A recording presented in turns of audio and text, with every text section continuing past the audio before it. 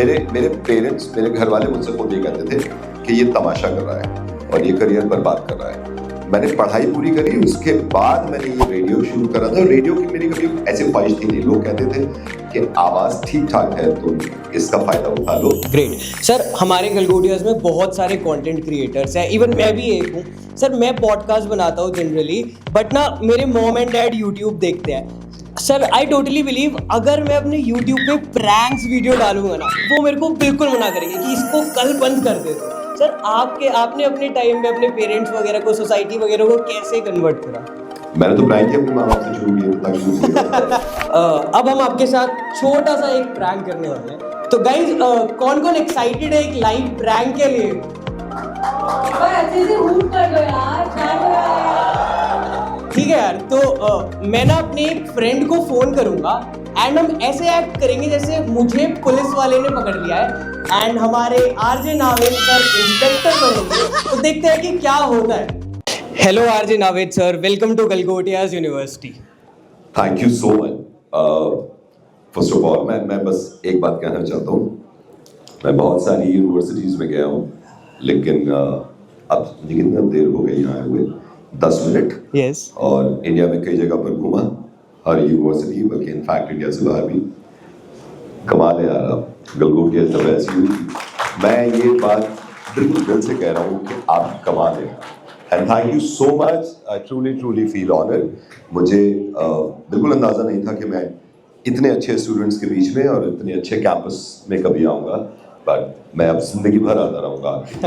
That's really great sir. Sir, अब तो अपने इतने रेडियो सेशंस कर लिए, इतने प्रैंक्स कर लिए, अब तो ये चीज़ें नेचुरली आ जाती होगी ना अंदर से।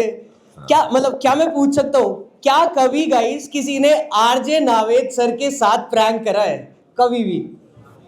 मेरे साथ करने के लिए आपको बहुत सारे कोर्सेज करने पड़ेंगे। मतलब पहले तो गलगोटिया से पढ़ना पड़ेगा, फिर बाहर कंट्री जाना पड़ेगा, फिर हो सकता है। लेकिन हाँ, कई लोगों ने कोशिश करी है। प्रैंक्स एक फनी चीज़ है जिसकी वजह से मैं आप तक पहुंच गया। लेकिन ऑनेस्टली मैं अभी आते हुए सोच रहा था कि मैं जहां भी हूँ और जैसा भी हूँ, you are fortunate enough, you are lucky enough कि आप ऐसे कैंपस में हैं, गलगोटिया के साथ हैं, ऐसे मैनेजमेंट के साथ हैं, ऐसे स्टूडेंट्स आप जितने हैं। अगर ये सारी चीज़ें मेरे पास होती हैं, आई डिडंट हैव ये सारी चीज़ें, यू नो, जैसे आप बैठे हैं, इतना अच्छा लग रहा है यहाँ पे स्टूडेंट्स को बैठ के देख कर, और आप कितने सुकून से बैठे हैं। और मैं इस चीज़ का भी ख्याल रखूँगा, आप जितने लोग मुझे सुन रहे हैं, जब मैं कॉलेज में पढ़ता था ना, और कोई चीफ गेस्ट आता था और वो ज़्यादा प्रीच करते थे, तो मैं वहाँ बीच में बैठता था। अच्छा। और वो हमें बताते रहते थे, पाठ पढ़ाते, तो मेरे दिल से एक आवाज़ आती थी, अबे हमें मत बता, हमें सब पका लो। तो मैं इस चीज़ का ख्याल रखूँगा कि आप बोर ना हो, और आपको समझाने की ज़रूरत है नहीं। Actually you are intelligent enough, you Galgotia से हैं, और मैंने AI और आपकी लाइब्रेरी सारी देखी, तो आपको तो समझाने की ज़रूरत नहीं, but just will have fun. मैं थोड़ा सा एक्सपीरियंस बताऊंगा, यस। लेकिन प्रैंक करने की कोशिश कई बार लोगों ने करी, लेकिन वो कामयाब नहीं हुए। शायद इस बार हमारा कोशिश सफल हो जाए। Maybe, क्योंकि आप ऑब्वियसली आप टेक्नोलॉजी से जुड़े हुए हैं, जो कि मैं इतना नहीं जुड़ा हुआ, तो हो सकता है कि आप सक्सेसफुल रहे इसमें। या For sure we'll try कि ये प्रैंक हमारा कोई भी सक्सेसफुल हो यहाँ। बिल्कुल। तो सर, मेरा आपसे ये क्वेश्चन है कि कुछ दिन पहले मैं अपने घर की बालकनी में रील बना रही थी, तो मेरे सामने जिस बालकनी में मेरे नेबर्स रहते हैं, तो there were some girls। पहले एक लड़की बालकनी में खड़ी थी, उसने मेरे को रील बनाते देखा तो वो हंसने लगी। फिर उसने अपने दोस्तों को बुलाया, फिर वो भी देख के हंसने लगे, and I heard that। I was very embarrassed और मैं अपनी रिंग लाइट लेके अंदर चली गई। तो सर, ऐसा कई बार होता है बच्चों के साथ कि जजमेंट पास ऑन हो जाते हैं। लोग टेंशन तो देते हैं, पर उसके साथ साथ जजमेंट भी दे देते हैं। राइट। तो इस जजमेंट को हम कैसे हैंडल करें? डिमोटिवेट हो जाते हैं इससे, जैसे मैं रिंग लाइट लेके अंदर चली गई, रील नहीं बन पाई मेरी। बिल्कुल। पता है, ऑनेस्टली मैं किसी भी तरह कोई पाठ पढ़ाना नहीं चाहता, और मुझे मालूम है कि मैं कोई यहाँ ज्ञान बांटने नहीं आया हूँ, मैं प्रीच करने नहीं आया हूँ। बिल्कुल दोस्तों की तरह आपको बात बताना चाहता हूँ। जैसे आपने कहा कि आपने बैल्कनी में गई, आपने कैमरा उठाया, आपने रिंग लाइट ली और वो हंसने लगे। मैं तो इसके लिए भी आपको अप्रिशिएट करूंगा कि आपने इतनी हिम्मत करी। मैं ये भी नहीं कर पा रहा था। अगर मैं उस ज़माने में, जिस ज़माने में मैंने रेडियो की शुरुआत करी थी, तो मेरे आपके तो पड़ोसी थे, मेरे पेरेंट्स, मेरे घर वाले मुझसे खुद ये कहते थे कि ये तमाशा कर रहा है और ये करियर बर्बाद कर रहा है।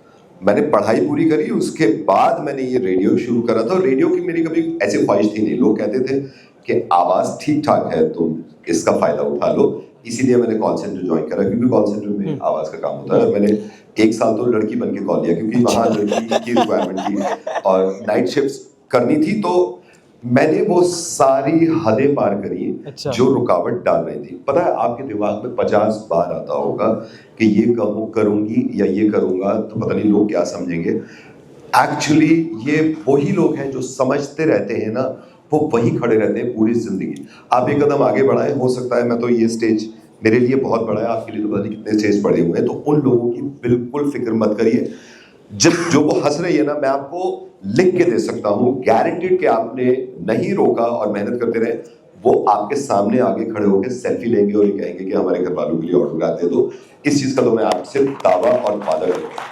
तो प्लीज कभी मत सोचिए, कभी never never. That's a wonderful motivation, sir. Thank you. तो जैसे कि अभी आपने बोला कि आपने अपना ग्रेजुएशन कंप्लीट करा, फिर आप इस जॉनरा में आए काम करने।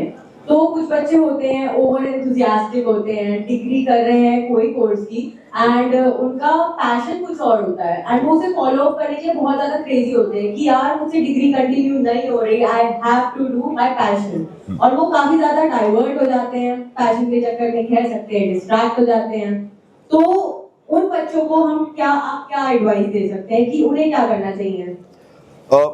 जो मुझे लगता है पर्सनली, अगर मैं अपना एग्जाम्पल देखूं तो मैं, क्योंकि देखिए मेरा पैशन नहीं था रेडियो, ऑनेस्टली। जिस ज़माने में मैं पढ़ रहा था ना, तो मेरे हालात बहुत अच्छे फाइनेंशियली नहीं थे, मैं इस लायक भी नहीं था कि मैं आपकी तरह इतने अच्छे इंस्टीट्यूट से पढ़ सकता। लेकिन मैं ये कहता हूँ कि आपको ना कभी भी अगर पैशन की तरफ जाना है तो आप वो काम बिल्कुल मत छोड़िए जो आप ऑलरेडी कर रहे हैं। कुछ लोग ये करते हैं कि पढ़ाई छोड़ के पैशन में लग जाते हैं। दुनिया की कोई ऐसी पढ़ाई नहीं है जो आपके पैशन को रुकावट ला सके या रोक सके। तो मैं जैसे जॉब करता था, लेकिन मेरा पैशन था बोलना, रेडियो नहीं सिर्फ बोलना, कि मैं बोलूं और लोगों तक आवाज जाए। तो मैं सुबह में जॉब करता था और रात को अपने पैशन को फॉलो करता था। मैं साइन बोर्ड्स पढ़ता था। मैं बहुत पढ़ा लिखा नहीं हूँ आपकी तरह, ऑनेस्टली। मैं इंग्लिश में नहीं पढ़ा लिखा हूँ, मैं हिंदी में बात करता हूँ जैसे मैं कर रहा हूँ अभी। ये भी मैंने आप लोगों से सीखी है। ये मैं जहाँ का हूँ वहाँ की लैंग्वेज बहुत अजीब है। मैं यूपी के बहुत इंटीरियर एक गांव से हूँ और मैं लिटरली सरकारी स्कूल से पढ़ा हूँ जहाँ पर ज़मीन पर बैठकर हम पढ़ते थे। इंग्लिश की शुरुआत हमारी 6th स्टैंडर्ड से हुई थी। मैंने 6th स्टैंडर्ड से ABCD शुरू करी थी। एक किस्सा मैं इसलिए बताता हूँ आपको, आप रिलेट करेंगे कि आप कैसे कॉलेज में पढ़ रहे हैं। हमें इंग्लिश बोलने का बहुत शौक और आज भी है, और मैं आप जैसे स्टूडेंट्स के पास इसीलिए भी आता हूँ कि आप जैसे स्मार्ट साउंड करने में भी, दिखने में भी। तो हमने अपने पैसे जमा कर एक इंग्लिश के टीचर को हायर किया था और उन्होंने उस जमाने में बहुत पैसे दिए थे। तो फर्स्ट डे जब वो इंग्लिश सिखाने आए थे ना, तो पूरी क्लास से आके बाकी बोले, मैं ऐसे ही बताता हूँ जैसे उन्होंने कहा। अब हम देखने लगे यार ये इंग्लिश सिखाएंगे, तो वो उन्होंने पूछा ऐसे स्टूडेंट से, हम बैठे हुए थे नीचे टाट पर, बोले ओके आज मैं तुमको सिखाऊंगा अंग्रेजी, कोई भी आपका सवाल हो तो बताओ। अब लड़के हम मायूस परेशान, क्योंकि टीचर इंग्लिश के हैं। तो एक ने ऐसे हाथ उठा लिया, वो कहने लगा सर मेरे को एक सवाल पूछना है। वो बोला पूछो। बोला सर इनका क्या मतलब होता है? और वो लोग गुस्से से देखने लगे, कहने लगे तू कितना बड़ा नालायक गधा है, तुझे इनका मतलब नहीं मालूम? और सब डर गए। वो बोले अबे पागल, इनका मतलब होता है अंदर। तो बोला सर ये वाला एन नहीं, INN। तो बोले इसका मतलब होता है थोड़ा सा और अंदर। तो सोचो जब पढ़ाने वाला ऐसा होगा, और एक्चुअली ये बताया था क्योंकि वो खुद नहीं पढ़े हुए थे, लेकिन हम ये चाह रहे थे कि किसी तरह आगे बढ़े। फिर मैंने रेडियो की शुरुआत करी। रेडियो से पहले मैंने बहुत वो काम किए जिसमें मैं अपनी आवाज़ का तो इस्तेमाल कर रहा था, लेकिन मुझे रेडियो मिला नहीं था। लेकिन पैशन नहीं छोड़ा मैंने, ना मैंने पैशन छोड़ा ना मैंने पढ़ाई छोड़ी। मैंने ग्रेजुएशन पूरा किया, उसके दौरान फिर मैंने पैसे भी कमाने शुरू किए, और फिर पैशन आज मुझे यहाँ तक ले आया। ऑब्वियसली पढ़ाई का बहुत बड़ा रोल है, लेकिन पैशन से कॉम्प्रोमाइज नहीं किया। ग्रेट सर, हमारे गलगोटियाज में बहुत सारे कंटेंट क्रिएटर्स हैं, इवन मैं भी एक हूँ सर। मैं पॉडकास्ट बनाता हूँ जनरली, बट ना मेरे मॉम एंड डैड यूट्यूब देखते हैं सर। आई टोटली बिलीव अगर मैं अपने यूट्यूब पे प्रैंक्स वीडियो डालूंगा ना, वो मेरे को बिल्कुल मना करेंगे कि इसको कल बंद कर दे। तो सर आपने अपने टाइम में अपने पेरेंट्स वगैरह को, सोसाइटी वगैरह को कैसे कन्वर्ट करा? मैंने तो प्रैंक ही अपने माँ बाप से शुरू किए थे ताकि तो सबसे पहले, बल्कि मेरी मदर, ये मेरे थोड़ा सा जीन्स में ही आ गया था, क्योंकि मेरी मॉम जो है वो थोड़ी सी फनी है, तो मैं उनसे ही सीख के ये सारी चीज़ें करी। प्रैंक लोगों को लगता है कि एक अजीब सी चीज़ है, लोगों को गुस्सा आता है और आता भी है शुरू में बहुत।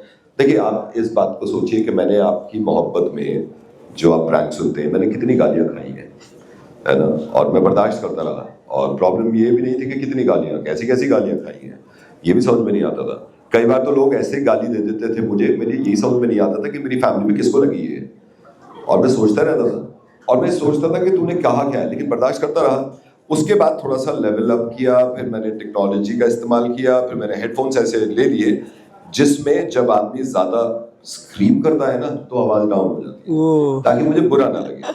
जब मैं बोलता हूँ तो उस तक पहुँचती है, जब वो चिल्लाना शुरू करता है तो वो आवाज़ बहुत डाउन हो जाती है। तो मैंने, क्योंकि अब तो AI आ गया, उस ज़माने में तो हेडफोन हमने वो मंगवाए थे बाहर से, तो प्रैंक जब आप शुरू कर रहे हैं ना तो ऑब्वियसली ये चीज़ होगी कि यार क्या तमाशा कर रहे हो, क्यों लोगों को परेशान कर रहे हो। लेकिन प्रैंक का मतलब लोगों को परेशान करना नहीं होता। मेरी एक बाउंड्रीज हैं जो मैंने बना रखी है। मैं चाहता हूँ कि जैसे आपने, अगर आपको थोड़ा सा गुस्सा दिला के मैं हिंदुस्तान की 150 करोड़ लोगों के चेहरे पे स्माइल ला रहा हूँ तो मेरे ख्याल से बहुत बड़ा गुनाह नहीं कर रहा हूँ। और ये हो रहा है, और जरूरी नहीं है कि प्रैंक ऐसा हो जिसमें अब्यूजिव लैंग्वेज यूज करें। मैं कभी भी बाउंड्री क्रॉस नहीं करता, ना किसी कम्युनिटी को लेके, ना किसी रिलीजन को लेके। मैं एक बाउंड्री तय रखता हूँ कि आदमी सिर्फ खुश रहे।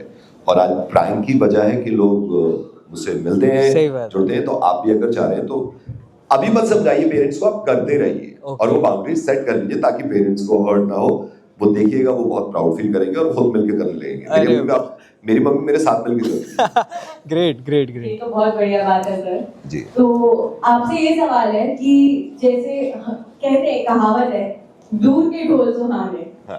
तो हम एक बड़े पर्दे पे किसी स्टार को, यूट्यूब पे यूट्यूबर्स को देखते हैं तो हम जैसे इन्फ्लुएंसर्स बहुत ज्यादा अट्रैक्ट हो जाते हैं कि इनकी कितनी ग्लैमरस लाइफ है, कितने मतलब अच्छे कपड़े पहनते हैं, कोलैबोरेटर्स भी हैं, पेड कोलैब हो रहे हैं, ये हो रहा है, वो हो रहा है। पर इन सब के पीछे एक सैड रियलिटी होती है, या कुछ हेक्टिक क्योस, कुछ ना कुछ होता है। तो वो क्या होता है, आप उसे कैसे हैंडल करते हो, एंड वो एक सैड रियलिटी क्या है उसकी? सर बेसिकली अनफन पार्ट प्रैंक्स का, अनफन पार्ट कि क्या फन नहीं होता प्रैंक करते हुए। नहीं, मैं पहले मैं आपके सवाल का जवाब दे दूं। जो आप कह रही है कि रियलिटी क्या होती है, उसके पीछे की इतनी चीजें आपको दिखती हैं कि कोलैब हो रहे हैं, इतने अच्छे दिख रहे हैं, ये जरूर होता है। लेकिन कोई भी कंटेंट क्रिएटर अगर यहाँ से शुरुआत करना चाहता है, सिर्फ कंटेंट क्रिएटर की बात नहीं कर रहा, दुनिया का कोई काम ही ऐसा नहीं है जिसमें शॉर्टकट हो। चाहे वो एजुकेशन हो, चाहे वो पैसा कमाना हो, चाहे वो कंटेंट क्रिएटर हो। होता क्या है, जब मैं कोई वीडियो डालता था तो मुझ में बेचैनी होती थी कि यार इस वीडियो में अगर मेरे सिर्फ 100 व्यूज आए हैं और मैंने 1 घंटा लगा दिया, मैं उस वक्त बंद कर सकता था। लेकिन वो जो सैड रियलिटी है ना, जो नहीं दिखती, वो है कि उस वक्त आपको बहुत मायूसी होगी। ट्रस्ट मी, बहुत मायूसी होगी। मैं कितने कंटेंट क्रिएटर्स को जानता हूँ जो 10 साल से मेहनत कर रहे हैं और उनको कोई जानता नहीं था। वो अचानक से एक स्पार्क आया और वो बहुत बड़े बन गए। और जहां तक प्रैंक्स की बात है, आप प्रैंक्स के बारे में क्या पूछ रहे थे कि अनफन पार्ट देखिए, प्रैंक का ये है, मैं चाहता तो ये हूँ कि लोग खुश हों और मैं भी खुश हूँ। लेकिन प्रैंक एक ऐसी जिम्मेदारी है कि मुझे डर लगता है। जब भी मैं प्रैंक करता हूँ ऐसा लगता है मुझे कि ऐसा ना हो कि ये इतना भारी पड़ जाए कि मुझे लेने के देने पड़ जाए। तो कई बार ऐसा हुआ है और मैंने माफी मांगी है। मैंने रिटन में अपॉलॉजी लिख के दी है और मैंने फिजिकली जाके लोगों को कहा है कि मुझे मालूम नहीं था इस सिचुएशन में। मालूम नहीं होता ना, कभी मैंने किसी को फोन कर दिया, बैठे हुए हैं, उनको फोन कर दिया, उनका ऑलरेडी मूड खराब है, घर में कुछ प्रॉब्लम है, और मैंने और मूड उनको गुस्सा दिला दिया। उस जो चैलेंज को ना मैं ऐसे लेता हूँ कि जब मुझे लगता है कि जरा सा भी डल है, मैं करता ही नहीं। क्योंकि प्रैंक, और सिर्फ प्रैंक सिर्फ ह्यूमर नहीं है, प्रैंक सिर्फ ह्यूमर नहीं है। मैंने प्रैंक के थ्रू लोगों को ये समझाया है कि आप ब्लड डोनेट करिए। मैंने प्रैंक के थ्रू लोगों को ये बताया है कि आप अपनी औलाद को पढ़ाइए। मैंने प्रैंक के ही थ्रू ये बताया है कि एक लड़की की इज्जत किस तरह करनी चाहिए। क्योंकि लोगों को एक्सपेक्टेशंस मेरी प्रैंक से है, लेकिन मैं प्रैंक में ही कोई चीज़ घुसा देता हूँ। आई रिमेंबर दिल्ली में बहुत एक ज़माने में सीरियल ब्लास्ट हुए थे। जब मैं रेडियो की शुरुआत कर रहा था, बहुत सीरियल ब्लास्ट हो गए और मैं शो कर रहा था लाइव, और लोगों को मालूम था 7:30 प्रैंक आएगा। जब मैं सिर्फ रेडियो था, ये डिजिटल नहीं था। तो मैंने ये सोचा इस वक्त सबसे ज्यादा लिस्टनरशिप होती है 7:30, जब प्राइम टाइम पूरी दिल्ली नोएडा सारे गाड़ियों में होते हैं। तो मैंने सोचा इस वक्त का फायदा उठाता हूँ। मैंने शुरुआत प्रैंक से करी, लोगों को लगा हंसेंगे। जब बिल्कुल पीक आ गया मैंने वहां पे रोक दिया और फिर मैंने ये बात करी कि जाइए और ब्लड डोनेट करिए, क्योंकि मुझे मालूम है आप इंतजार कर रहे थे, लेकिन मैं चाहता था कि आपकी अटेंशन खींचूं। तो ये भी मैंने प्रैंक के थ्रू करा कि प्लीज हेल्प करिए। जरूरी नहीं है आपके हर वक्त हंस रहा है और हर वक्त मूड अच्छा है, हम करने की कोशिश करते हैं, लेकिन किसी इंसान को कुछ पता नहीं होता, जिम्मेदारी को समझना था। एग्जैक्टली सर, थोड़ा सा करियर के बारे में मैं बात करना चाहूँगा। जैसे हमारे गलगोटिया से 20-30 LPA स्टूडेंट्स क्रैक करते हैं जो बीटेक से है, बट बहुत सारे स्टूडेंट्स ना एक्स्ट्रा करिकुलम एक्टिविटीज़ में अपना करियर देखते हैं, कैन से स्पोर्ट्स, एंटरप्रेन्योरशिप। तो सर उन सारे स्टूडेंट्स को आप क्या एडवाइस देना चाहोगे जो एक्स्ट्रा करिकुलम एक्टिविटीज़ में अपने आप को एक्सेल करने की सोच रहे हैं? जरूर करें। एक्चुअली मैं चाहता हूँ कि देखिए, मैं ऐसे रिलेट करता हूँ कि आप इतने लकी हैं कि गलगोटिया में आपके पास अब पहले तो मैं लाइब्रेरी का बता दूं, है ना। हाँ। हमारी जो लाइब्रेरी थी वो एक खोखा समझते हैं आप तो, है ना। खोखा था तो 1 by 1 करके जैसे 5 लोग चले गए, फिर वो पढ़ लिए, फिर वो आ गए, और 5 लोग चले गए, और वो करते भी क्या थे, वो अगर कोई बुक है और पढ़ते के याद नहीं हुआ, उसी का पन्ना फाड़ लिया, जेब में रख लिया, अब हम ढूंढ रहे हैं कि कौन सा था। आपकी लाइब्रेरी, मैंने दुनिया की ऐसी लाइब्रेरी देखी है ऑनेस्टली। कभी आदमी को होता है ना कि मुझे खड़े होकर पढ़ना है तो खड़े होकर पढ़ लो, बैठ के पढ़ना है बैठ के पढ़ लो, लेट के पढ़ना है लेट के पढ़ लो, अंगड़ाई लेते हुए पढ़ना है पढ़ लो। ये चीज मेरे लिए एक्स्ट्रा करिकुलर थी उस जमाने में, क्योंकि हमें तो लाइब्रेरी ही नसीब नहीं थी, सिर्फ किताबें थी, घर छोटा था तो घर में पढ़ सकते हैं तो पढ़ ले, वरना लाइब्रेरी का नंबर नहीं आते थे। प्लीज इस चीज को जरूर कैरी करिएगा, क्योंकि मैं ऐसे बहुत सारे लोगों को जानता हूं जिन्होंने एजुकेशन के साथ अपनी एक्स्ट्रा कैरिकुलर एक्टिविटीज को नहीं छोड़ा और आज वो एजुकेशन से भी आगे निकल गए। बट नो डाउट कि एजुकेशन होनी बहुत जरूरी है, वो जो बेस बनता है ना, जिसकी वजह से मैं आज तक पछताता हूँ कि मैं इतना स्मार्ट क्यों नहीं हूँ जितने आप सब स्टूडेंट हैं, मैं इतना अच्छा क्यों नहीं हूँ जैसे आप सब हैं। तो आप बेस्ट इसीलिए हैं कि आप बेस्ट कॉलेज यूनिवर्सिटी में हैं और बेस्ट टीचर से आपको सीखने को मिल रहा है, तो इसलिए आप बेस्ट हैं, जो मैं नहीं था। अमेजिंग सर, तो being an influencer is a good part, being a viewer is also a good part, पर कुछ व्यूअर्स होते हैं कहते हैं कि कंटेंट ज्यादा अच्छा नहीं आ रहा, मतलब कंसिस्टेंसी है पर कंटेंट अच्छा नहीं है, तो 3 दिन लो 4 दिन लो पर अच्छा कंटेंट बना के फिर डालो। और कुछ व्यूअर्स कहते हैं कि यार कंसिस्टेंट नहीं हो, रोज नहीं डाल रहे, कनेक्ट टूट जाता है, तो इस चीज को कैसे बैलेंस करें? इस चीज को ऐसे बैलेंस करना चाहिए, जैसे मैं शुरू में इंस्टाग्राम पे जब आया था, और मैं बहुत लेट आया था इंस्टाग्राम पे। जब इंस्टाग्राम यूज करे हुए लोगों, क्योंकि हम तो रेडियो करते थे, जब इंस्टाग्राम यूज करते हुए लोगों को 3 साल हो गए थे, तो मैंने शुरुआत करी थी। ये बात जरूर है कि आपका कंटेंट अगर अच्छा है तो आपको कंसिस्टेंसी की जरूरत नहीं है, लेकिन मैं दावे से कह सकता हूं कि अगर कंसिस्टेंसी अच्छी है और आपका कंटेंट अच्छा नहीं भी है तो आप चलते रहेंगे, लेकिन कंटेंट बहुत अच्छा है और कंसिस्टेंसी का हाल ये है कि आप 50 दिन में 30 दिन में एक वीडियो डाल रहे हैं तो आप जीरो हो जाएंगे। तो मेरे ख्याल से मैं ज्यादा ऊपर रखता हूँ कंसिस्टेंसी को। बहुत सारे लोग हैं जो नॉर्मल वीडियोस बनाते हैं, रोज एक रील डालते हैं, रोज एक कंटेंट डालते हैं, और आज वो अच्छे फॉलोअर्स लेके बैठे हुए हैं। और आप तो खैर गलगोटिया का तो दिमाग ऐसा है, और स्टूडेंट्स का और पढ़ाने वालों का, उनके पास दोनों चीजें, इतनी चीजें मेरे पास होती ना, जैसे AI यहाँ पर बिल्डिंग के सामने ही मैंने देखा AI टेक्नोलॉजी, पता है ये इमेजिन भी नहीं कर सकता था मैं अपने टाइम में कि किसी कॉलेज के सामने AI लिखा हुआ है, आर्टिफिशियल इंटेलिजेंस। हमारे तो दूर आर्टिफिशियल थोड़ी है, वैसी इंटेलिजेंस नहीं थी तो ये इतना इंप्रेसिव था मेरे लिए, और मैं चाहता हूँ कि काश ऐसा होता कि टाइम मशीन होती, मैं वापस चला जाता। और मैं ऐसे कॉलेज को ना ऑनेस्टली बताऊँ कैसे देखता था, मैं ऐसे कॉलेजेस को, जैसे आपके यहाँ सिक्योरिटी है, हमारा एक कॉलेज था और बहुत अच्छा लगता था मुझे, मैं दीवार ना ऐसे कूद के ऐसे देखता था कि यार कितने अच्छे स्टूडेंट्स हैं, कितने अच्छे टीचर्स हैं, कितने स्मार्ट लोग हैं, काश मैं एक बार इसमें अंदर एंटर हो जाता, क्योंकि नहीं हो सकते थे ना मैं पढ़ाई में ज्यादा अच्छा था, ना पैसा था इतना, बट यार आप कितने फॉर्चुनेट हैं कि आपके पेरेंट्स ने इस लायक बना दिया आपको कि आप यहाँ बैठे हुए हैं। मैं तो चला जाऊंगा, आप यहाँ रहेंगे तो आप ज्यादा लकी हो, और आपके लिए तो आसमान पड़ा हुआ है, आप देखिएगा क्या करेंगे। मैं कहूँगा अभी रिसेंटली की बात बताऊँ आपको। Yes sir, sure. अब इसको ध्यान से सुनिएगा, अब थोड़ा सा मैं फन की चीज बता रहा हूँ। मैं लाइव शो कर रहा था रेडियो पर 1.5 साल पहले शायद, एक लड़के का कॉल आया मुझे, तो हम प्रैंक करते हैं ना, तो वहाँ पे वो रिक्वेस्ट आती है, और मैं बिल्कुल ऐसे ही बताता हूँ कैसे हुआ था।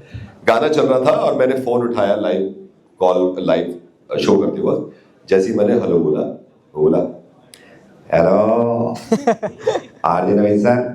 मैंने कहा यस सर, बहुत बड़ा फैन हूँ सर आपका, बहुत। अब आप ये देखिए कि गलगोटिया क्या कमाल चीज़ है, ये इसी में मैं बताता हूँ आपको। तो मैंने कहा थैंक यू। क्या लगा सर, मेरी गर्लफ्रेंड है, उसका मुर्गा बना दो। मैंने कहा ऐसे नहीं बन सकता, आप पहले मेल लिखिए, ऐसे बनेगा, ऐसे तो बहुत लंबा। सर प्लीज बना दो ना। मैंने कहा ऐसे नहीं बन सकता। सर प्लीज, मेरी गर्लफ्रेंड है मधु, उसका आज बर्थडे है। मैंने कहा नहीं हो सकता भाई ऐसे। बोला सर प्लीज बना दो, मुझसे बहुत प्यार करता हूँ, आज बर्थडे बना दो। मैंने कहा नहीं हो सकता। बोला आपको आपकी माँ की कसम है। अब यहाँ नहीं, अभी तो बात खत्म ही नहीं हुई। अब यहाँ पे मैंने सोचा यार ये क्या है। मैंने कहा भाई इतना बड़ा वो है, हमारे टाइम्स ऑफ इंडिया रेडियो में एक प्रोटोकॉल है, तुम मेल करोगे फिर नंबर आएगा, नहीं बन सकता ना। बोला सर देख लो, माँ की कसम दे रखी है, कसम पूरी ना करो ना माँ मर जाएगी। अब बजाय गुस्सा आने के ना, मुझे ताज्जुब हुआ यार, ये इतना फ्री हो गया, कोई तो इसकी प्रॉब्लम हो गई है ना, इतना ज्यादा। मैंने कहा बताओ कौन है। बोला सर मधु है, मेरी गर्लफ्रेंड है। मैंने कहा अच्छा, कॉल करूँ उसको, मुर्गा बनाऊं? कह रहा सर बना दो, मैं तो उससे बहुत प्यार करता हूँ। तो मैंने कहा तुम चुप रहे ना, मैं फोन मिलाता हूँ। और जैसे ही मैं मधु को फोन मिलाने लगा ना, इसकी हल्की सी आवाज आई, नाविन सर डोंट हर्ट हर, उसका दिल मत तोड़ना। मैंने कहा क्यों?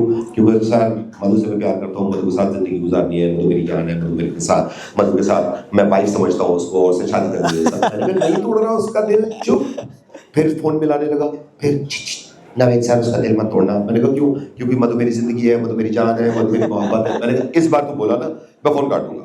मैंने इनकी गर्लफ्रेंड को फोन किया, मधु, उनका फोन स्विच ऑफ जा रहा था। मैंने कहा हेलो, तुम्हारी गर्लफ्रेंड जो है उसका फोन बंद है। बोला ओ एक गर्लफ्रेंड और है सपना, उसको मिला के देखो। मैंने कहा ये बताओ करते क्या हो? बोला सर गलगोटिया फर्स्ट ईयर में हूँ। मैंने कहा वही टैलेंटेड हो सकता है जो मोहब्बत भी इतनी बांट रहा है कि हर जगह। मैंने कहा तुम गुरु हो यार, तुम कमाल हो। मैं अब तुम्हारी सारी गर्लफ्रेंड्स को कॉल करूंगा। और वो बेचारा फोन काट के चला गया। मुझे कंटेंट मिलता है आप जैसे यंग लोगों से। मैं रेडियो पे ना सिर्फ माइक ऑन कर देता हूँ कभी-कभी। मैं तो आप तो सोचना भी, लोगों से मिलिए प्लीज। और स्टूडेंट्स आप तो खुद हैं, मैं स्टूडेंट्स में इसीलिए जाता हूँ कि वो मुझे समझा देंगे, बजाय उसके कि ये उल्टा हो जाता है। लोग कहते हैं कि आप समझाओ, नहीं, आप जब मैं आपके पास आता हूँ ना, मैं आपको देखता रहता हूँ, ऑब्जर्व करता रहता हूँ कि आप कैसे चलते हैं, कैसे बैठते हैं।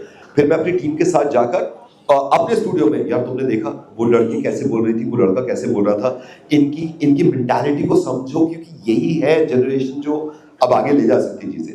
मैं आपसे सीखा हूँ, प्लीज लोगों से मिलिए, हर तरह के आदमी से मिलिए, उनसे सीखिए। और गलगोटिया में आके तो सब कुछ सीखने को मिलेगा। That's great sir. अब हम आपके साथ छोटा सा एक प्रैंक करने वाले हैं।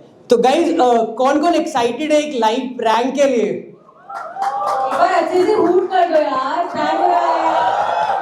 ठीक है यार, तो मैं ना अपने एक फ्रेंड को फोन करूंगा एंड हम ऐसे एक्ट करेंगे जैसे मुझे पुलिस वाले ने पकड़ लिया है एंड हमारे आरजे नावेद सर इंस्पेक्टर बनेंगे। तो देखते हैं कि क्या होता है।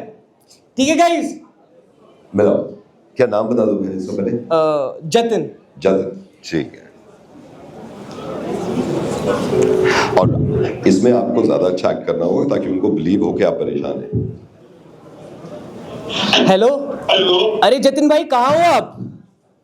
हेलो, अरे यार यार एक दिक्कत हो गई यार, एक ना। फोन इधर दे भाई, फोन इधर दे। हेलो, क्या हो गया भाई बताओ। हेलो, हाँ भाई साहब, ये आपका दोस्त है क्या?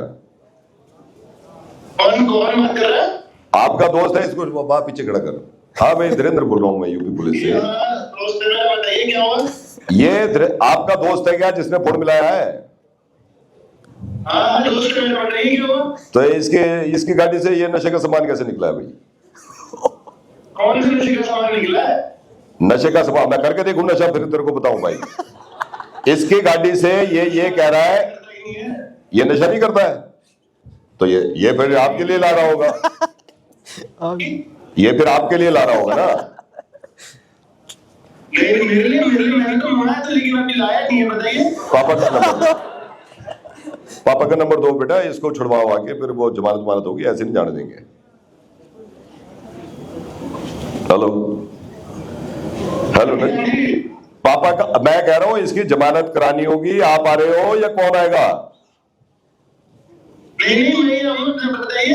हाँ तो आप आओ और पैसे लेकर आओ, इसकी जमानत होगी। आप आपके आप ये परी चौक के थाने पे आ जाओ, ठीक है? परी चौक के थाने पे आओगे ना आप, मैं बाहर खड़ा मिलूंगा आपको, वही ले देके हिसाब कर लेंगे, ठीक है? हेलो, हाँ पैसे लेके आओ और बात सुनो। अगर इसने कभी नशा कराना, मैं आपको बंद कर दूंगा, क्योंकि दोस्त आपका है। और इससे पहले एक नशा मैं और करा देता हूं। देखो आदमी ना जब फोन करते हैं ना यूपी पुलिस वाले, तो उनका होता क्या वो, हाँ पुलिस में तो पुलिस में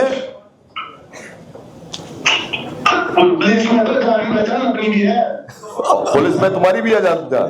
नहीं तुम्हारी तो पूरी यूपी में होगी। भाई गलगोटियों में पढ़ रहे हो तुम, गलगोटिया वाले कहाँ होते हैं भाई? अब तुम्हारी जान पहचान मेरे से भी बढ़ गई। क्यों चल रहा है? पुलिस में जान पहचान हमारी भी है। किससे? चुप हो गया। जो थाने का जो एसपी है ना, अपने ही है। भाई ये गलगोटिया का है भाई। मैं अब तुम्हारे रिश्ते में ना तुम्हारा दोस्त लगता हूँ भाई। तुम्हारा दोस्त जो है ना, ये नशा करके बैठा हुआ था, ये मुर्गा बनवाना चाह रहा था, लेकिन यार ये गलगोटिया वाले जो है ना, हेलो काट दो भाई बताइए तेरा कौन बोल रहा है इसको? भाई सिग्नल जा रहे हैं, तुम्हारी आवाज ना आ रही, बाहर कुआ कहीं को बैठ गए तो टावर पे क्यों ना चढ़ जाता। वैसे कह रहा एसपी जाने टावर अपना लगा नहीं सके, हम लगा देंगे tower. Guys use round of applause. भाई आप कमाल है यार। तेरा नाम क्या है? जतिन। यार जतिन, मैं वैसी बात यार जतिन कट गया फोन। वो काट ही दिया। वो एसपी वालों से बात कर रहा होगा कि मेरी जान पहचान। बट यार सीरियसली आप लोग कमाल है, आप ऐसे आसानी से झांसे में नहीं आते हैं गलगोटिया वाले। और कॉलेजेस में जाते हैं तो वो बहुत इजीली मुर्गा बन जाते हैं। हाँ थोड़ा सा मुश्किल हो जाता है क्योंकि हमारे पास कभी हमारे पास सॉफ्टवेयर होते हैं, हम उससे आवाज चेंज करते हैं। बट मजा तो आया। इज देयर एनीवन, किसी को कुछ पूछना हो? वहाँ पे हाथ आपके पास माइक कैसे जाएगा? मुझे क्वेश्चन पूछना है कि क्या अभी आप दैट इतना हंसे हो कि आपको माइक ही म्यूट करना पड़ गया हो? मैं आपको देख ही पा रहा हूँ आपकी लग पे है। अच्छा ओके जी, आप क्या पूछ रहे हैं कि मैं ऑन एयर इतना ही हंसता हूँ कि जी और यार इतना कभी हंसे हो कि आपको माइक ही म्यूट करना पड़ गया हो? अब पहले करना पड़ता था, अब मैं बहुत ना प्रो हो गया हूँ। मैं ऐसे हंसता हूँ, लोगों को लगता है कि सचमुच हंस रहा है और मैं बिल्कुल चुप हो जाता हूँ अगर बिल्कुल हंसी की बात हो। तो मैंने शुरू में थोड़ा मुश्किल होता था तो माइक ऑफ कर देता था। लेकिन अब मैं अगर हंसूंगा ना तो जनरली लोगों को लगेगा कि बहुत अच्छी हंसी आ रही है इसको। लेकिन पहले करना पड़ता था, पहले तो मैं दूर हो जाता था माइक से क्योंकि हंसी नहीं रोक रही। लेकिन अब थोड़ा सा 15 साल हो गए तो अब आदत पड़ गई, तो मैं अपना मुंह बंद कर लेता हूँ और अलग हो जाता हूँ। Thank you sir. Thank you. Yes, वो पीछे खड़े हैं। Hello sir, Hi. my name is Niloy Chatterjee. Hi. Hi. Good afternoon. Good afternoon. मैं आपसे ये पूछना चाहता था कि जैसे कि आप प्रैंक करते हो लोगों के साथ, तो बहुत बार ऐसे होता है कि बहुत लोग ऐसे होते हैं कि उल्टा आपको ही डांट देते हैं। बहुत बार होता है।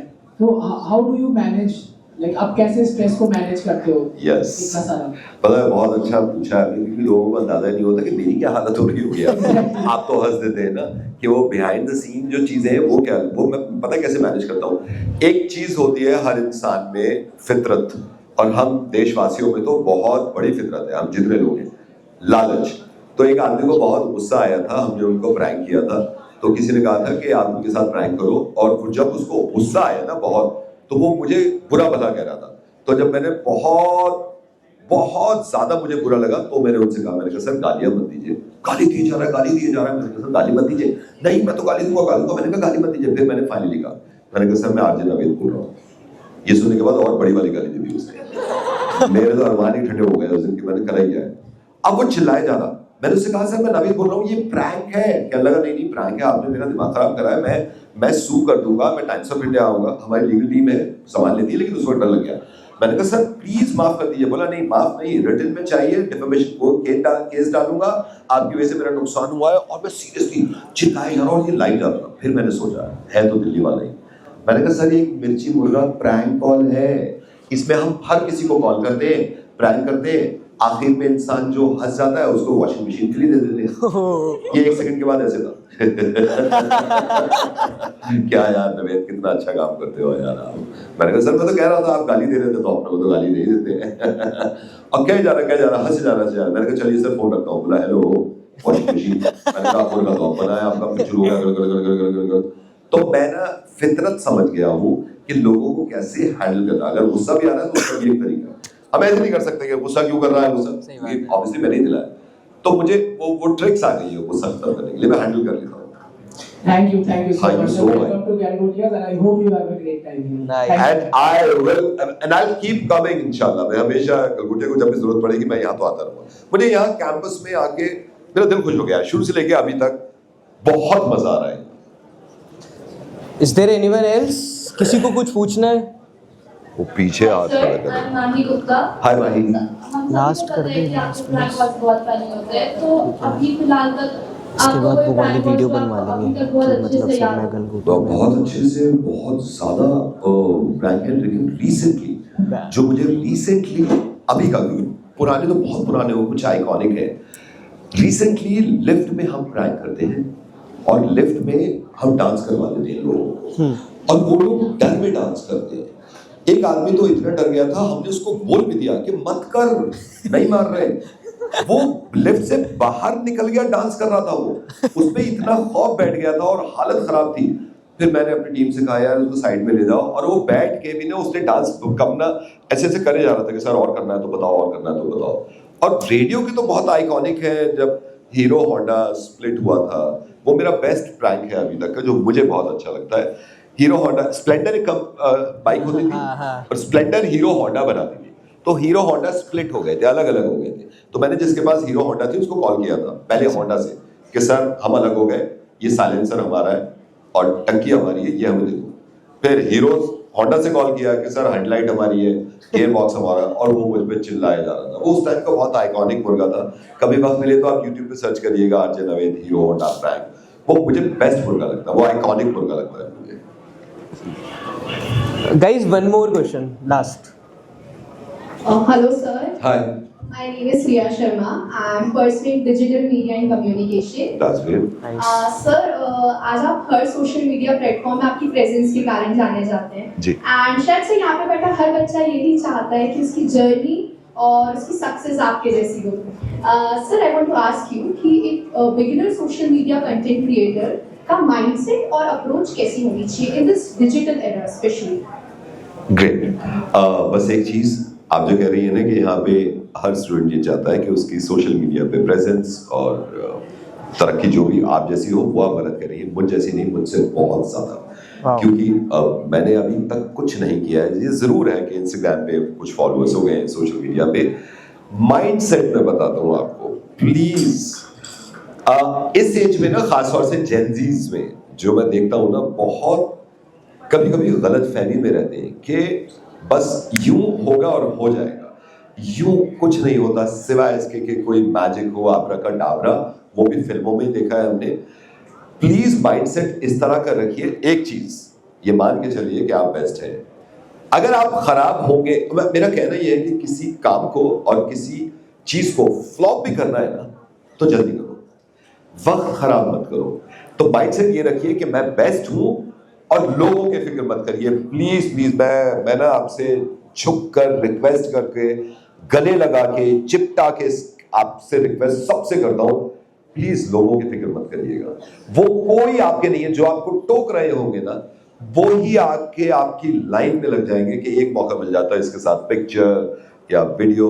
ये कबाड़ा करते हैं, ये खुद कुछ नहीं करते, लेकिन ये सिर्फ माइंडसेट यही रखिए कि मैं बेस्ट हूं और मैं ठीक कर रही हूँ। आप जब गलत करेंगे ना, आपको खुद पता चल जाएगा, डोंट वरी, वो सारा सोशल मीडिया आपको बता देगा। Thank you so much. ठीक। और एक चीज मैं ये कहना चाहता हूँ खास तौर से गलगोटिया, क्योंकि अब हम आई थिंक बात खत्म कर रहे हैं।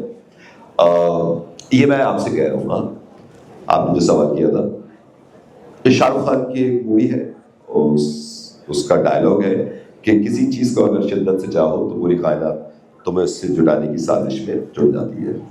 ये मैं मानता ही नहीं।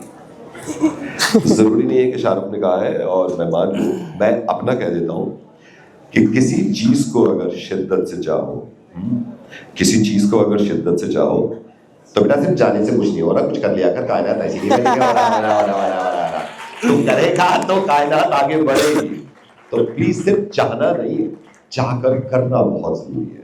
बहुत बढ़िया गाइस, चलो अब हम एक कंटेंट पीस बनाएंगे सर के साथ। सर